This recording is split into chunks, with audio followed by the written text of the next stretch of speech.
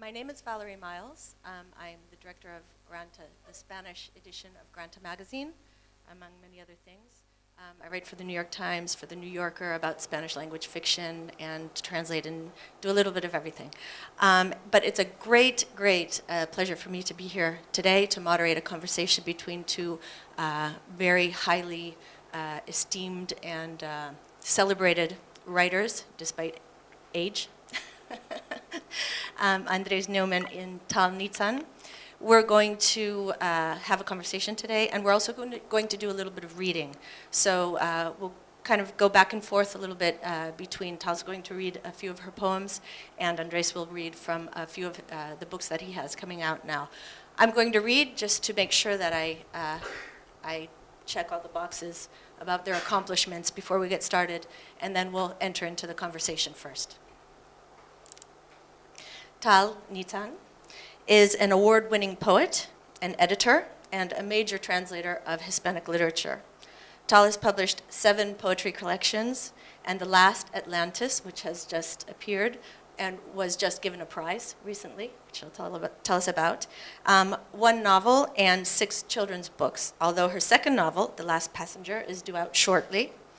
Among the prizes she was awarded are the Culture Minister's Prize for debut poets, the Prime Minister's Prize for Writers, the Publishers Association Poetry Award, the Hebrew University and Bar Ilan University Prizes for Poetry. Her poems have been widely translated into several languages, and she's also an ardent peace activist. Tal has edited the anthology With an Iron Pen, Hebrew poems that protest against the occupation. She's translated into Hebrew some 80 different works in poetry and prose, mainly from the Spanish, including 2 anthologies of Latin American poetry, and adapted a Hebrew version of Don Quixote and Shakespeare's play for young people. For her translations, she's also won numerous prizes and awards, among them the Culture Minister Creation Prize for Translators, which she's won 2 times, and an honorary medal from Chile's president for her translation of Pablo Neruda's poetry. So Tal is founding editor at The Garage, the online literary magazine of the Israeli National Library. Tal. And also we have Andrés Neumann. Andrés is known for being an explorer, someone versed in invention. That's what they said about barbarismos. Always looking for new ways to tell a story, and for how to invent new ways to express his literary imagination to tell a story. He was born and spent his childhood years in Buenos Aires, the son of exiled Argentine musicians. He finished growing up in Granada, where he worked as a professor of Latin American literature at the university there. He's the author of the novels Bariloche, La vida en las ventanas, Una vez Argentina, which is just being published here in Israel under 9 Lives Press. Uriel is here, his editor. And also other novels are El viajero del siglo, Hablar solos, which is the other novel that's being published currently by the translator Mihail Shalev, which unfortunately I can't read the translation, but I've heard marvelous things about the translation, so it must be very, very good, which we'll be able to hear from.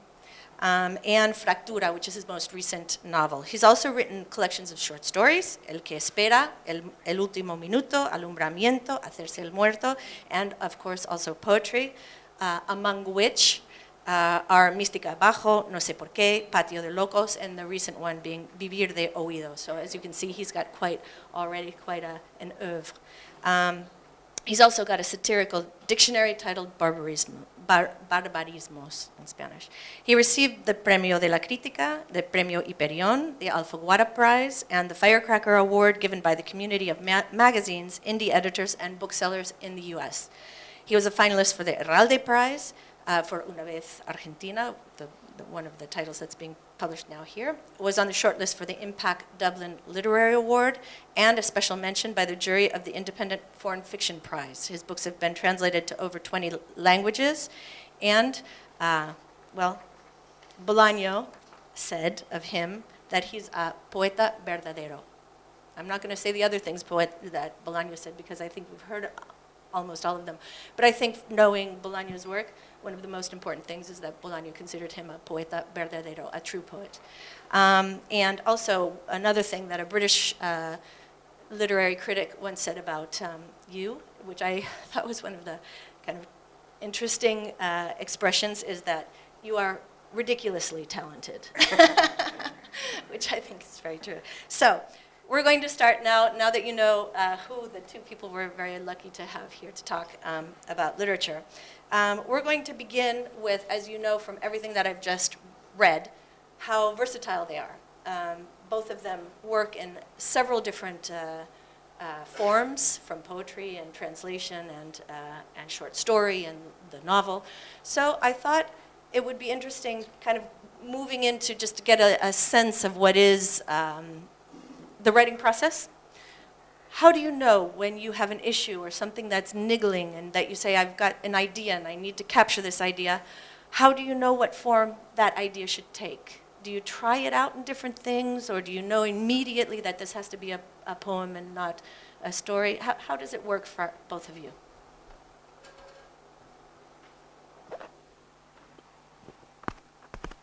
Hi, good afternoon. Thank you very much for coming, and thank you to Valerie especially for having us here and giving us such a good company.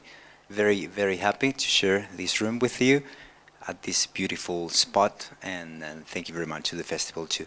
But on the one hand, I would incline to think that ideas come with a particular form just because of training, not because of a miracle. I have never had a good idea in terms of physics or even sculpture. But I did have many times a particular idea with a particular literary form because I'm trained in that. So on the one hand, I'm tempted to think that, yes, ideas are born attached to a potential genre. But on the other hand, my true aim is not dividing writing as if they were, independent countries. Avoiding each other, but much on the contrary, working in the borders. Both politically and aesthetically, I'm more interested in knowing what the neighborhood has to say. So I'm interested in novels which are not reluctant to the tremor of poetry being narrative when I attempt an essay, or not avoiding narrativity when I'm writing a poem. So my utopia, which I'm sure I will fail forever at it, but is the direction I would like to fail, would be to achieve a page made of all possible genres, trying to absorb the virtue of every single genre, trying, to work with the rhythm of poetry, trying to convey some dense concepts as if it was an essay, building a fictional life as narrative does, and working a page out as if it was a short story that needs to end with some way of perfection, of preset and perfection. But so I try to write in a chord, so to speak, try in a chord, feeling the different ways in which language can manifest itself. That's interesting because what you say about a chord, you mean chord as in music? Yeah, exactly. Chord. Like feeling different notes at the same time and feeling the presence of different genres while you're writing, feeling that you're having a conversation. When I read, that's my highest pleasure, having the sensation that I'm feeling the poetry and the narrative and the conceptual density at the same time. And I like musical metaphors for obvious family reasons. Of course, I was going to say, because one of the things that I think I remember either talking to you about one time, or it was about the idea of counterpoint. Counterpoint between, well, at least Bolaño talked a lot about counterpoint, and about how his novels often, when he would create a novel, he would try to counterpoint the next novel against the one that he was writing. Do you work in that way at all? Because it would seem after El Viajero del Siglo, which is, this a great, expansive, very ambitious novel that's almost like a floating world. It's ephemeral. It has one of the most beautiful scenes of the leave in the end that I think is really, to me, one of the most beautiful scenes written in literature in the recent past. I really do believe that scene. I love it. And so it's this kind of light and airy. And then we're in Hablar Solos. It seems to go into much more of a feet on the ground and body. It's very much in the sense of the body. So do you use counterpoint, continuing that metaphor? Apart from generosity, I feel very identified with the idea of a counterpoint. Sometimes we mistake style with brand. One thing is recognizing a voice of an artist, and some other thing is stop thinking who you are because you think you already know. So we are always too close to be too sure of what our style is supposed to be. So I try to avoid stop refuting myself by attempting the opposite. So when I just finish a long novel, I only want to write a short novel. When I've been, working a very lyrical prose, I try the driest of prose, trying to see what was lost in the opposite direction. For example, in Buddhism, they think that opposition is not contradiction. And I like to see, possibilities of a bridge. A bridge is not a battle between two shores, but the bridge needs the two shores, and it only makes sense if you've got two directions to go and two opposite directions to go. So I try to feel that I can cross both bridges in both ways. And as for Bolaño, the interesting thing is that he was a peculiar case of not only alternating between poetry and narrative, but as well to endlessly talking about poetry on his novels. So one would dare to say that he was a novelist only to confirm he was a poet, and poetry on his novels are not only, poetry for Bolaño is not only a genre he attempted many times, and the first one he ever wrote, so, verses written as if poetry, but as well is a topic. Novels are a theme, poetry is a theme on his novels, but it's as well a kind of lost paradise, a kind of MacGuffin on his novels. So instead of a crime, or besides a crime, in the novels of Bolaño's novels, what people is searching for is poetry, as if it was an impossible goal to arrive to. So it's not only, the blend of styles and languages that you can try by mixing genres, but as well trying to connect them while the process of narrative is happening. Fantastic.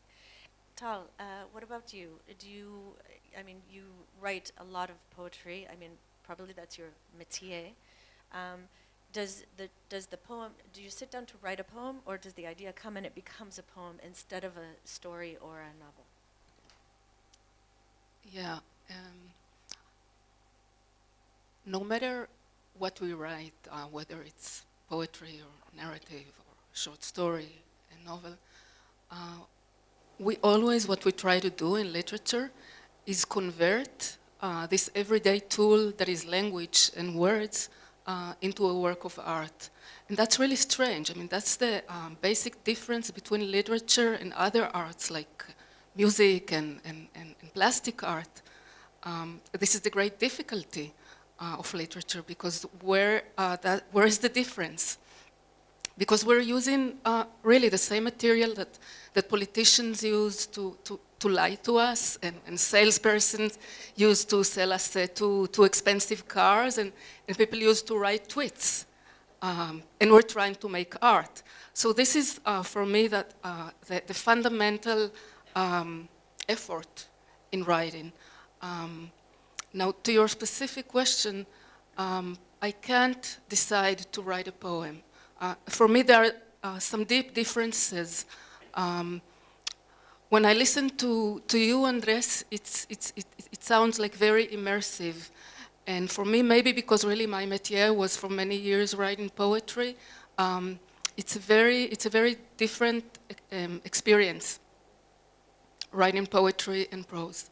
And yes, the first one could be, I could denominate it autonomy. As a poet, I don't have the autonomy to decide today I'm going to write a poem or two. It's up to them. It's not up to me. They can catch me unprepared, and what poetry demands of me is to be attentive, to see, to keep my ear open to see when it comes. While in narrative, that's like going to work, completing a mission, having a program. It's totally different. Another very basic difference for me is, and I realized it while writing, is the concept of truth in poetry and in prose. I think in poetry, the truth doesn't demand us the same thing it demands in narrative. Truth in poetry, I found out that it's basically sincerity. And then you can do whatever you want. You can lie as much as you want. And in prose, there's credibility, there's the authenticity, things that you have to really take into consideration. And that's why when I write prose, the readers are present with me. I'm aware of them. I'm constantly aware of them, and I really have to consider them. While when I write poetry, I'm totally alone. I'm like, someone who is shouting or whispering or singing alone in a closed room. No readers. I wouldn't be able to write poems if I have the readers in mind. Overall, for me, poetry is a language that enables me to express things that I couldn't convey in any other way. Well, why don't we listen to one of your poems then? Would you read for us? We're going to read in different languages so that we can hear the sound of the words and the different translations, since we are celebrating translation. Okay, yes. Another difference between poetry and prose for me is that I can't read poetry sitting down. So, with your permission. No, try it. It's really difficult to read poetry sitting down. בימי קולרה. פנינו זה לזה, גבינו לפורענויות העולם. מאחורי העיניים והווילונות העצומים, בבת אחת שרב ומלחמה. השרב יפוג ראשון. רוח קלושה לא תשיב את הנערים הירויים, לא תצן את חרון החיים. הבארה, גם אם תתמהמה, בוא תבוא. מים רבים לא יחבו וכו'. גם ידינו שלנו, אורכן יפה רק לגבינו. אנחנו המון קטן מוסת להילפת, להתנשך, להתבצר במיטה, שעה שבאוזון מעלינו מתרחב חיוך לאגני. English or Spanish?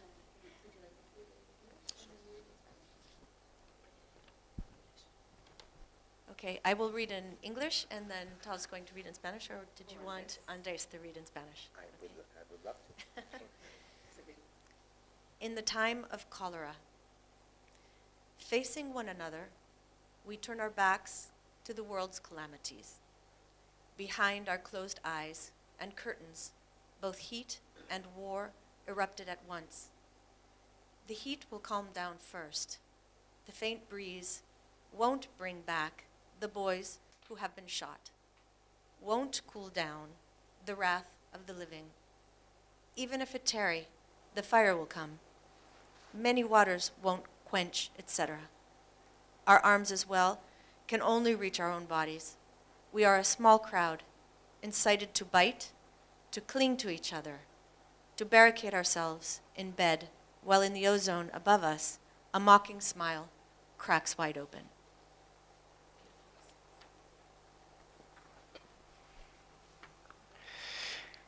En los tiempos del cólera, estamos frente a frente, de espalda a las desgracias del mundo.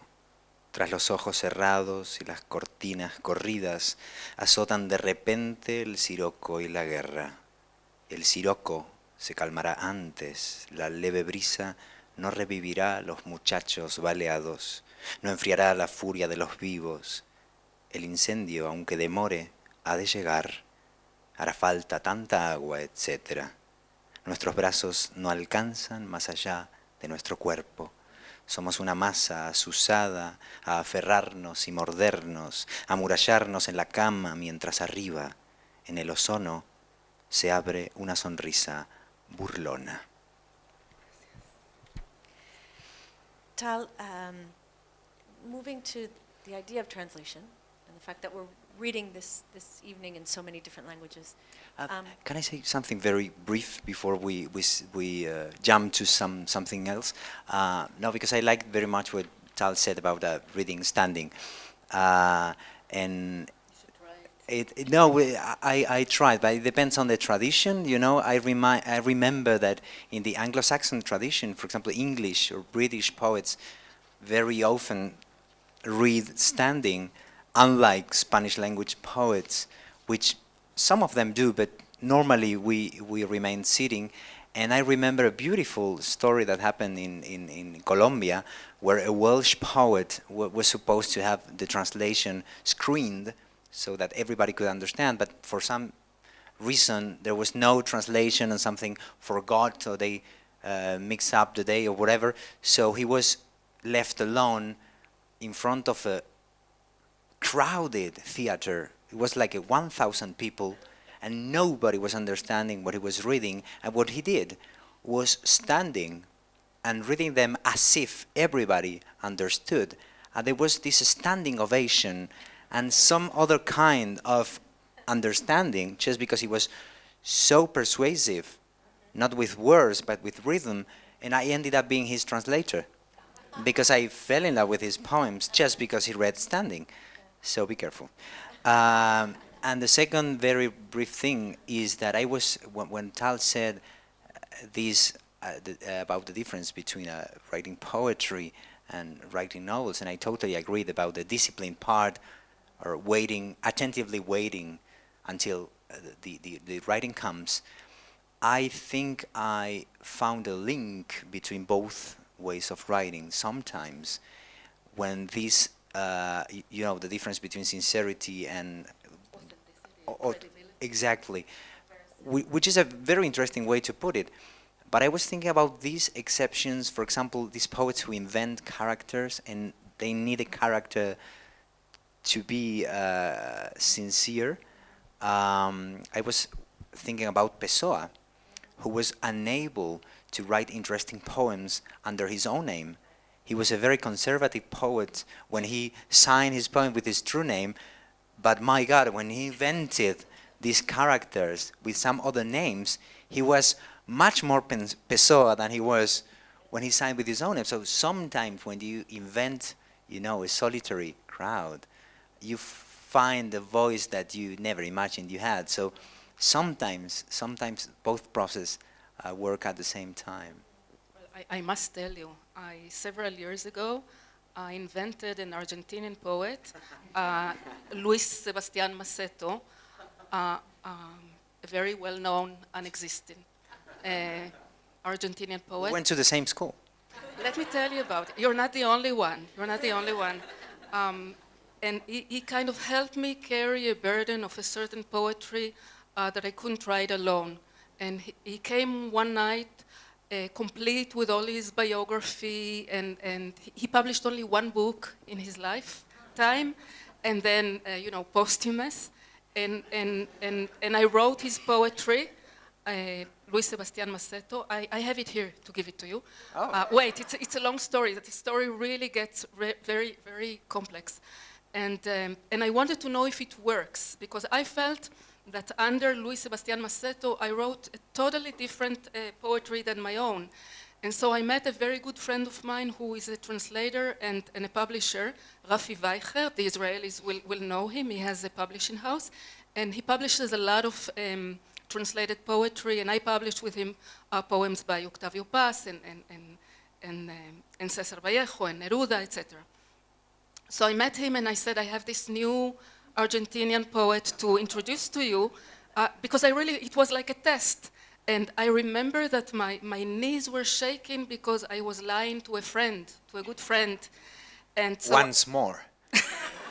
I don't do that so often. Yet again. I'm not so wicked, but this was really necessary.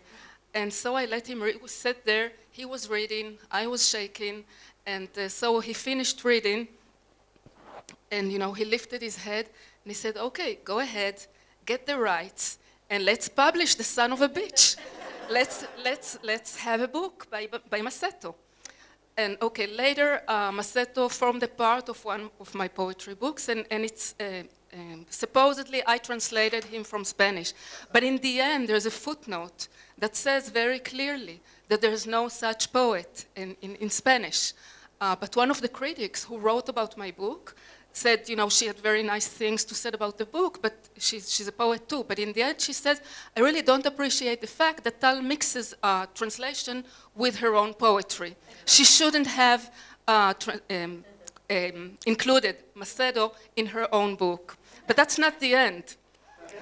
That's not the end. Two Israeli poets also wrote poems by Masetto later. An Argentinian... Well, dead poets have children, so... Yeah, it's an incest, it's a crazy incest. Gerardo Levin, if you know him, who is a real Argentinian poet for a change, he exists. And he has a huge mission, really impressive, of translating Hebrew poetry into Spanish. He translated Masetto from my Hebrew translation back to Spanish, and we published it in Spanish. And when we corresponded about it, me and Gerardo and the publisher, we were talking about, bringing back, good old Masetto back to, to his homeland, etc. And even that is not the end. One day, I get a message in Facebook from a guy from Argentinian origin who is Israeli now, his parents immigrated. And he kind of wanted to thank me for all the translation I did. And thank you for Cortázar and Borges and all those writers I grew up about, I learned in school. And there was something really strange because he mentioned Masetto too. He said, thank you for translating Borges and Cortázar and Masetto, all those important poets that I, read as a child. And I wasn't sure if he was, joking. So very cautiously, I said, why, thank you, that's really exciting. And I'm glad you know Masetto because not many people really know him. He's not very, he said, מה זאת אומרת? What do you mean? What do you mean? I grew up on his poetry. True story, I swear. Well, those things fly. I just had someone quote me in a blurb on a novel, Enrique Villamatas, his new novel, Una bruma insensata. Well, he wrote to me, and he sent me a photograph of the novel, and he said, I hope you don't mind that I quoted you, because I reviewed a previous novel in the New York Times. And I said, oh, of course, I'm happy. And he said, on the cover with Paul Auster, your blurb, and I said, no, fantastic. But then I actually looked at the blurb. It was just completely made up. It had nothing to do with my, because the whole novel is about that, about invented, people who invent things. And so actually he turned me into part of one of his characters in his novel, which begins on the front, the belly band on his book. So these are great literary kind of ways. And after this, how can we talk about sincerity? But let's pretend we believe that. Quoting you in Hablar Solos, you write, si la escritura nos permite hablar solos, leer y traducir se parecen a conversar, no? Which is to say that if writing allows us to speak to ourselves, reading and translating are like a conversation. Tell us a little bit about Hablar Solos and what you did in this novel. Yeah, I will try to sum it up. First of all, as a bridge between the last topic and the new topic, I would say that in Hablar Solos, talking to ourselves, and there is a title in Hebrew that I cannot really pronounce, I am ashamed, but there, how would you say? There you go. I wouldn't dare to spoil the music, but in this novel, I was trying, among other things, to convey my own intimate experience as the caretaking team of a ill beloved one, someone you care about and gets ill, and I wanted to tell the story about the person who are around trying to care for these people instead of focusing on the ill person, right?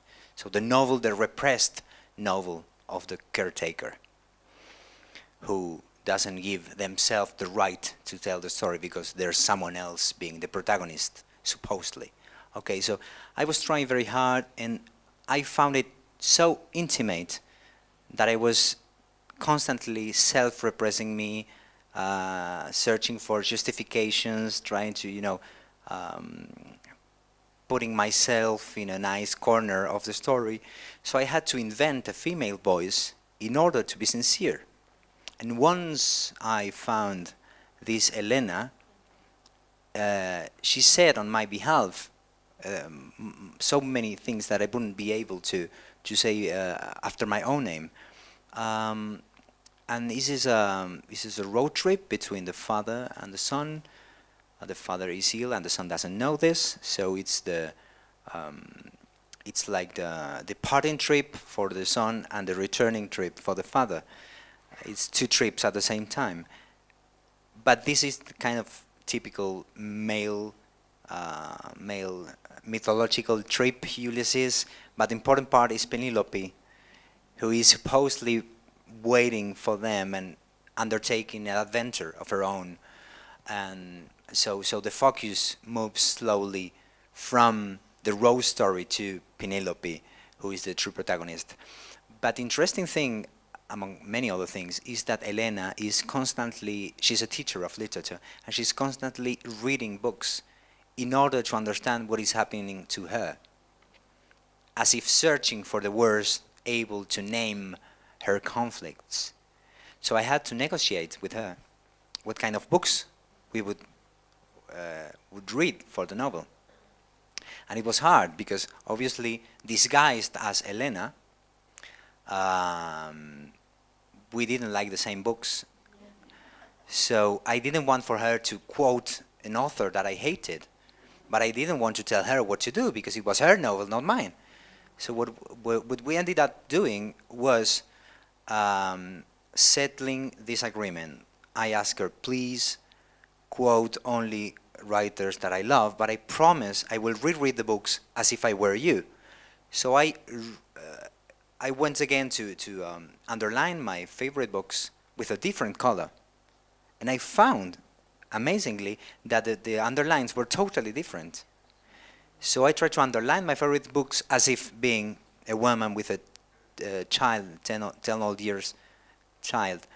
And I learned how to read my own books through her. And that was a beautiful thing to do.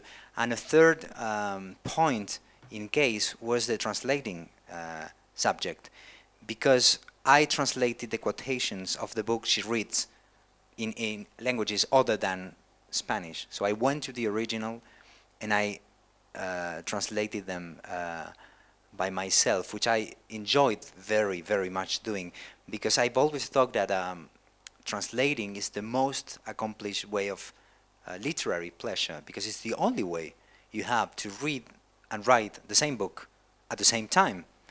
So it's a kind of a sexual perfection. You've got a passive, active pleasure all the time. So if I had just a second life, I would only translate.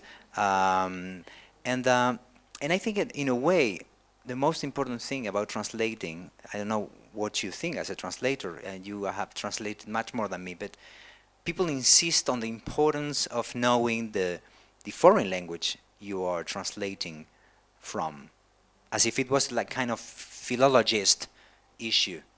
The better you know the foreign language you're translating from, the better your translation will be.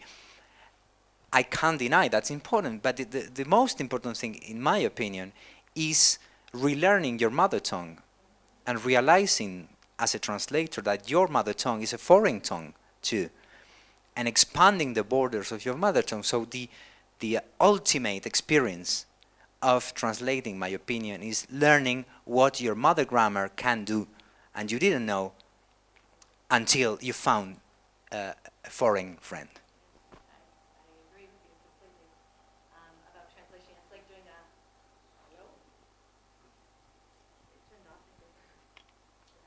There's a song called The Sound of Silence. Yes, I believe that's true with translation. That's the beauty of translation. And sometimes it's like just doing a crossword puzzle, I think, also. But I had one more question. Andrés was also chosen as one of the best of young Spanish language novelists in Granta, who Granta every 10 years does a selection of who they consider will be the next kind of generation of writers that are in some way going to mark and kind of be in the forefront of a generation. And we just put together with the Hebrew Granta an issue with some of the writers that were in that selection and some others from the same generation. And the story, one of the stories that you have here, is also about Elena, but this time Elena dies, and not the husband, who then puts together all of his. Is there any relation to, is it like kind of another counterpoint or an offshoot of what you were doing with Hablar Solos? Vaguely, yes. I think all the point in inventing characters and writing fiction is imagining you're someone else and putting yourself in the other person's position. Sadly, we don't know how to do this in what we call real life. But in fiction, we learn to cohabit with people you wouldn't stand in reality, and hopefully this is like a train for real life. So I think there's a deeply politic meaning in fiction, which is this: let's create a community of people not necessarily equal or with the same features. And in this case, it was a constantly reversing process, because very shortly in my house, sorry, I had to tell this story. This is my father present, but yes, not less than my father, who is the most important character in the other novel, by the way. In my house, my father got ill, and my mother and me took care of him. Until here is like the normal story. But not long after that, a few years after that, it was the total opposite. My father happily and healthy recovered, and my mom got ill, and it was the two of us who took care of her. So I could see at a very young age that you never know who's the weak and the strong character and who should take care of who, right? So what I try to do is imagine myself in both positions, being the one needing taking care of someone and needing be taken care of by someone else. And I felt I understood a bit better the whole complex process by trying to cross the border of who's who with this story. And yes, this Elena could be the counterpoint of the previous one, maybe. Great. Well, I know, and to speak quickly too of Una vez Argentina, which is the other book that is coming out now in Hebrew. I have another quote from there. Let's see. That says, it's in the 74th chapter, that says, Oíd mortales, el grito sagrado, la memoria es futuro, gozne sano. No?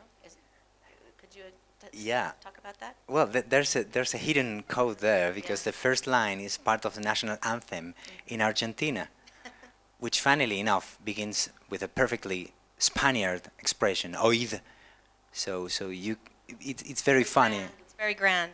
It's very funny to see that the national Argentine anthem begins with a line that sounds from Spain, which is, and that this is supposed to be the independent anthem. So much to think about.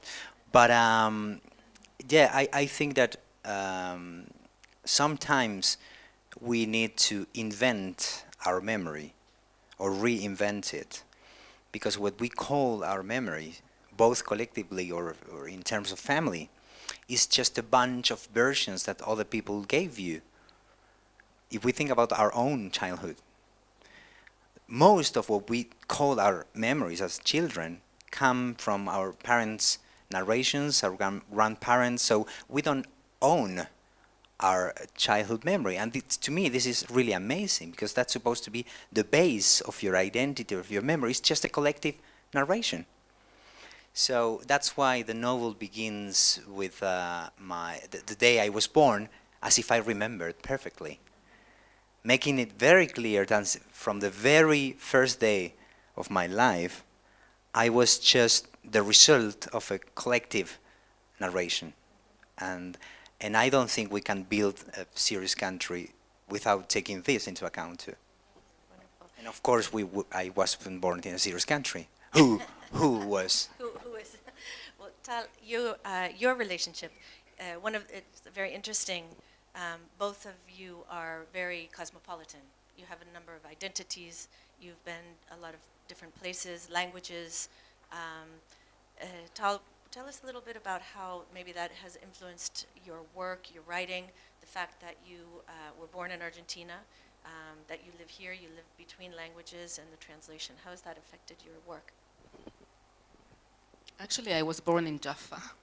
Oh, that's right, that's right. Yes, but I did spend a few years of my childhood in Buenos Aires with my parents, who are porteños. Do you remember? Yeah, I do. My own private memories, not that anyone told me. Yeah, of course I do. And today, as adults, we call it cosmopolitanism, as you said, but that's not, well, it's too a complex word for a child, on the first place. And besides, even though today I'm really grateful for the multiple languages and cultures and let's say horizons that I have, as a child, that constant moving between Israel and South America, because we did it twice. So it means that I was an immigrant 4 times as a child. And between Hebrew and Spanish, it wasn't much fun, I must say. I didn't much appreciate it as a child. And it was overwhelming. I don't want to say traumatic, I would save the word trauma for other things, but it wasn't like a smooth, quiet childhood. I always admire people who, at an adult age, they still have the same friendships they had in kindergarten. It's something amazing for me. I find it hard to keep in touch with people from high school because it was, it was broken to pieces. And a main issue had been and remains, of course, language. Talking about our memories versus our parents, my parents always, speak about me as a very talkative child, who never shuts her mouth. And I remember myself for very long periods, totally silent.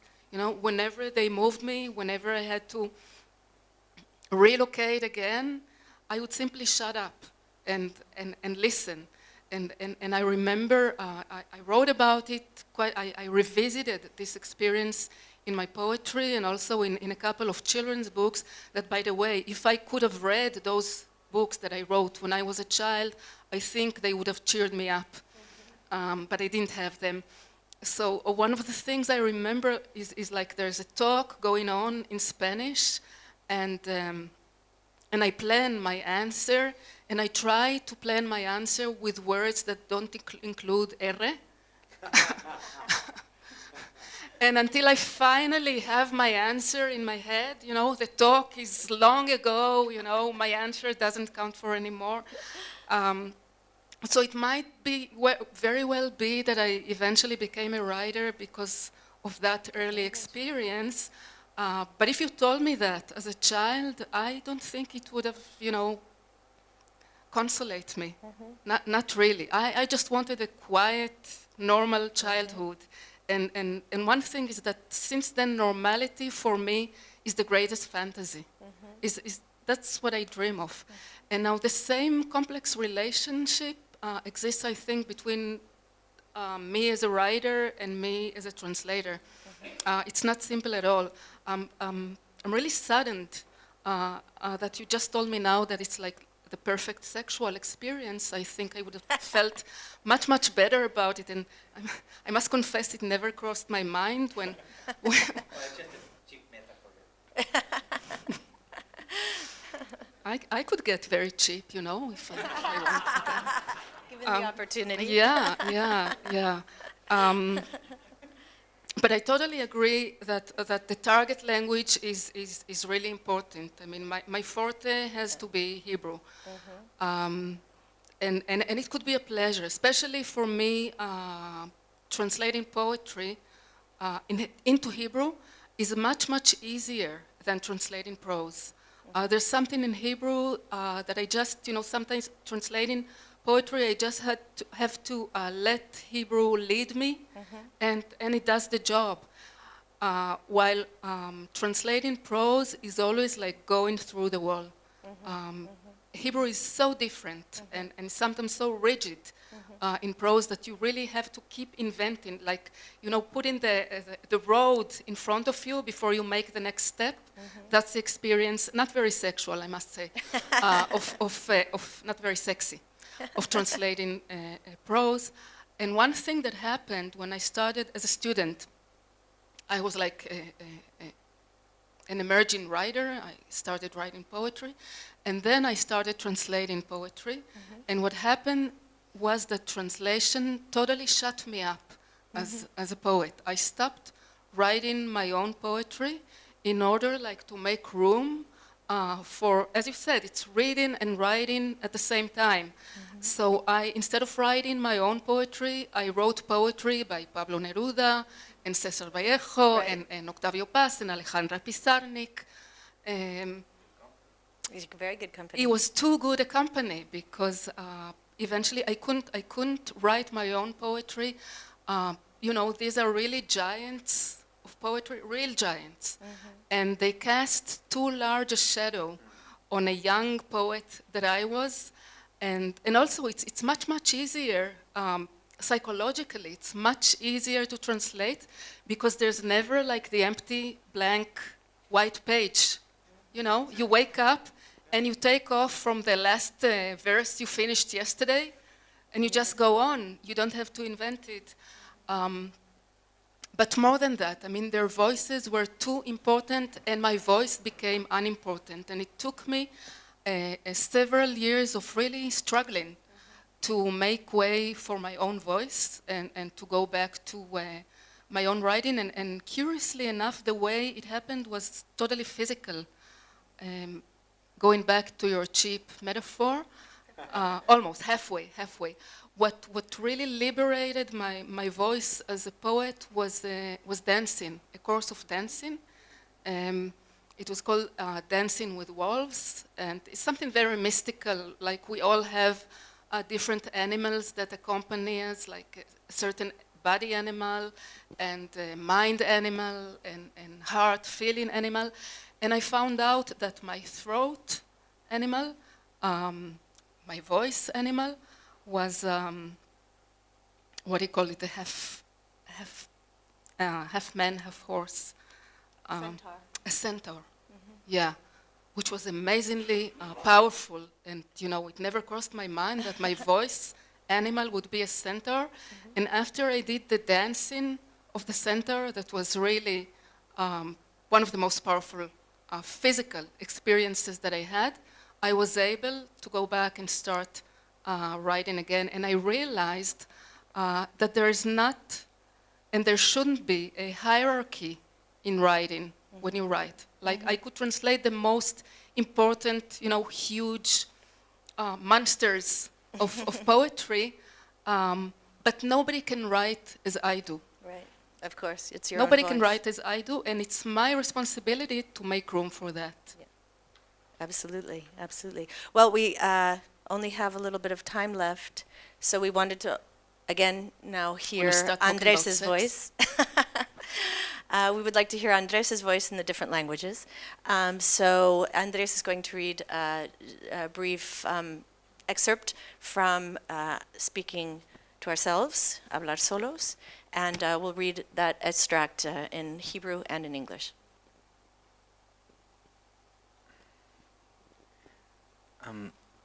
Yes, I would only like to add that when you translate, you can learn from the grammar mysteries of other languages.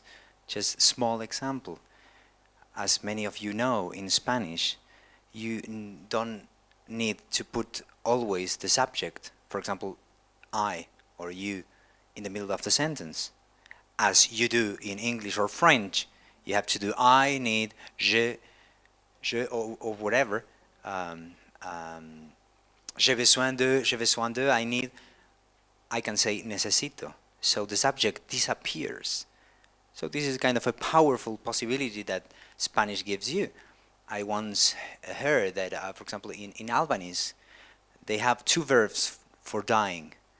One for all the animals and the other one for bees and human. And I always thought, why bees? I don't know if this is true. If there's an Albanese here, please, can you confirm this? But if it's not true, it's wonderful anyway. So why bees? Well, maybe because they die when they accomplish their task. Is that human? So these kind of questions, you can always make yourself these questions only by knowing a different logic. In Japanese, you only have one past. Maybe, I don't know in Hebrew how it works, only one. Okay, so in Japanese and Hebrew, you only have one kind of past. In French or Spanish, you have like 7 types of, so the difference between past and no past makes a different approach to memory because it's too drastic not choosing the past. So these kind of things fascinate me because that can inspire you to write in your mother tongue. So, so in this this passage is the first one? Okay, this is the father ashamed of seeing the moment come for the advices. He doesn't believe in advices, but in some point he feels he should give some advice to his son, just in case that makes sense. Cuando tengas mi edad, más o menos, puede ser que te sientas protector y ya no vas a tener un padre al que cuidar. Te va a faltar el padre para ser ese hijo. Voy a ser una ocasión perdida, así que ahora, bueno, ahora vienen los consejos. Me siento un poco ridículo, lo ideal sería que me observaras durante media vida y pensaras, a ver, de este señor equivocado que es mi padre, rescatemos un poco de esto y lo demás, que se vaya al carajo. ¿Qué le vamos a hacer? No, no podemos. Diviértete, ¿me oyes? Cuesta mucho trabajo divertirse. Y ten paciencia, no demasiada. Y cuídate como si supieras que no siempre vas a ser joven, aunque no vas a saberlo, y está bien. Y que siempre haya sexo, hijo, cheap metaphor. Hazlo por ti y también por mí, hasta por tu madre, mucho sexo. Y que los hijos vengan tarde, si vienen. Y ve a la playa en invierno es mejor, ya vas a ver. Me duele la cabeza, pero me siento bien, no sé cómo decirlo. Y que de vez en cuando viajes solo, y que no te enamores todo el tiempo. Y sé coqueto, ¿me oyes? Los hombres que no son coquetos tienen miedo de ser maricones. Y si eres maricón, adelante, sé un hombre. En fin, los consejos sirven de poco. Si no estás de acuerdo, no los escuchas. Y si ya estás de acuerdo, no los necesitas. Nunca confíes en los consejos, hijo. Un agente de viajes recomienda lugares a los que nunca va. Me vas a querer más cuando envejezcas. Pensé en mi padre en cuanto nos bajamos del camión. El verdadero amor por los padres es póstumo. Perdóname por eso. Ya me siento orgulloso de lo que vas a hacer. Me encanta cómo cuentas las horas con los dedos cuando pones el despertador. ¿O te crees que no te veo? Lo haces escondidas, por debajo de la manta, para que yo no sepa que te cuesta hacer la suma. Voy a pedirte un favor. Pase lo que pase, por muchos años que tengas, no dejes de contar las horas con los dedos, promételo, pulpo. The English is here too. Just right, yeah, just this part. Okay, so this is, again, the father is dying. He's with his son. He knows he doesn't want to give his son advice, and yet he knows he has to because he knows he's dying. So this is that section. When you reach my age, more or less, perhaps you'll start to feel protective, and you're not going to have a father to look after you. There'll be no father to enable you to be that son. I'll be a lost opportunity, and so now comes the advice. I feel a bit ridiculous. The ideal thing would be for you to observe me half your life and think, all right, let's salvage this and this from the misguided man who was my father, and let the devil take the rest. Too bad. We can't. Enjoy life. Do you hear? It's hard work enjoying life. And have patience. Not too much. Look after yourself, as if you knew you won't always be young, even though you won't know it. That's okay. And have plenty of sex, son. Do it for your sake and mine, and even your mother's. Lots of sex. And if you have children, have them late. And go to the beach in the winter. In winter it's better. You'll see. My head hurts, yet I feel good. It's hard to explain. And go traveling on your own once in a while. And try not to fall in love all the time. And care about your looks. Do you hear me? Men who don't care about their looks are afraid of being queer. And if you are queer, then go ahead and be a man. In short, advice isn't much use. If you disagree with it, you don't listen. And if you already agree, you don't need it. Never trust advice, son. Travel agents advise you to go places they've never been. You'll love me more when you're old. I thought of my father the moment we got down from the truck. Our true love for our parents is posthumous. Forgive me for that. I'm already proud of the things you're going to do. I love the way you count the time on your fingers when you set the alarm clock. Or do you think I don't see? You do it secretly, under the covers, so I won't know you have difficulty working it out. I'm going to ask you a favor. Whatever happens, whatever age you are, don't stop counting the time on your fingers. Promise me, octopus.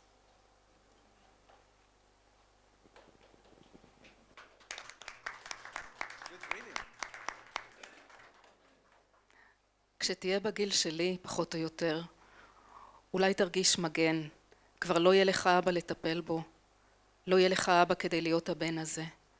אני אהיה הזדמנות שהוחמצה, אז עכשיו טוב, עכשיו תור העצות. אני מרגיש קצת מגוחך. היית אמור להסתכל עליי חצי מהחיים שלך ולחשוב, בוא נראה, מהאדם הכושל הזה שהוא אבא שלי, ניקח קצת מזה ומזה, ואת השאר לפח. מה אפשר לעשות? לא, זה בלתי אפשרי. תענה, אתה שומע אותי? זו עבודה קשה לענות, ותהיה סבלני, לא יותר מדי. ותשמור על עצמך כאילו אתה יודע שלא תמיד תהיה צעיר, למרות שלא תדע את זה, וזה בסדר. ושתמיד יהיה סקס. תעשה את זה בשבילך וגם בשבילי, אפילו בשביל אמא שלך. הרבה סקס. ואם תחליט לעשות ילדים, תעשה אותה מאוחר. ותלך לים בחורף. בחורף זה יותר טוב. אתה כבר תראה. כואב לי הראש, אבל אני מרגיש טוב. לא יודע להסביר. ומדי פעם תיסע לבד, ואל תתאהב כל הזמן. ותתלבש יפה, אתה שומע? גברים שלא מתלבשים יפה, הם מפחדים להיות הומואים. ואם אתה הומו, תהיה גבר. בסופו של דבר, עצות לא עוזרות יותר מדי. אם אתה לא מסכים איתן, אתה לא שומע להן. ואם אתה מסכים איתן, אתה לא זקוק להן. אף פעם אל תסמוך על עצות, בן שלי. סוכני נסיעות מייעצים לך לנסוע למקומות שהם בחיים לא נוסעים אליהם. אתה תאהב אותי יותר כשתזדקן. חשבתי על אבא שלי ברגע שיצאנו מהמשאית. אנחנו אוהבים את ההורים שלנו באמת אחרי שהם מתים. סלח לי על זה. אני כבר גאה במה שאתה הולך לעשות. אני מת על זה שאתה סופר את השעות עם האצבעות כשאתה מכוון את השעון המעורר. מה חשבת, שאני לא רואה? אתה עושה את זה בסתר, מתחת לשמיכה, כדי שלא אדע שקשה לך לחשב. אני רוצה לבקש ממך טובה. יהיה מה שיהיה בין כמה שלא תהיה, אל תפסיק לספור את השעות עם האצבעות. תבטיח לי, תמנון.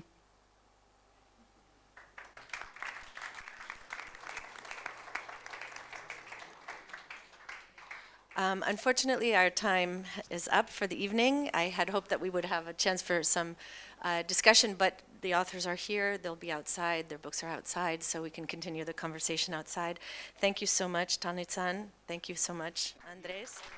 Thank you to the festival. It's lovely to be here. Thank you so much.